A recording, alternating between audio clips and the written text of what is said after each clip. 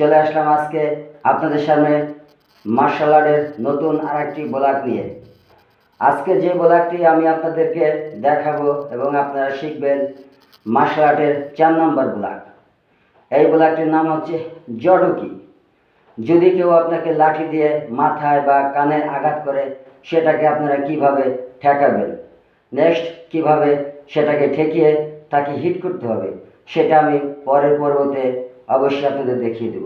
তা যাই হোক ভাই, আজকে এই মার্শাল আর্ট ভিডিওটি আপনারা দেখে একাধিকভাবে প্র্যাকটিস করবেন।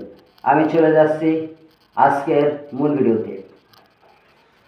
কেজি কেবাডিসি 1 2 3 4 5 6 7 8 ডাউন।